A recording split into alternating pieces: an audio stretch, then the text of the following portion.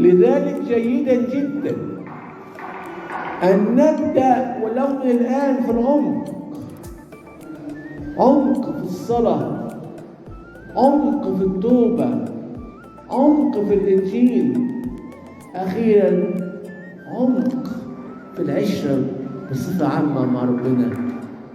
تعرف ربنا بحبه، عارفه، ده بينه وبينه عشرة كبيرة، مفيش أمر بعمله في حياتي من غير ما أرجع له. ده هو حبيبي وصديقي ورفيقي في ألمي وفي أملي، في أشواقي وفي أشواكي، في أفراحي وفي أحزاني، في صحوي وفي نومي، في دخولي وفي خروجي،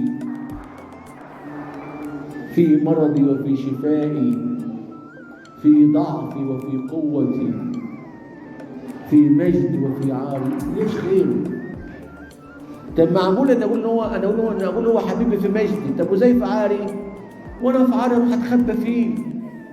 أقول له عار الشعوب هي الخطية، اديني من برك، ارفعني يا رب من الخطية، ارفعني يا رب من الضعف اللي أنا فيه ده يا رب، أنت قلت قوتي في الضعف تكمل، كملني، أنت رئيس الإيمان ومكمله. في ناس كده ماسكة في ربنا الشعبطة شعبطة، متعلقة بيه، متشعلقة بيه، روحها فيه متعلقة بيه، متعلقة بيه، حتى في نومها، حتى في أحلامها،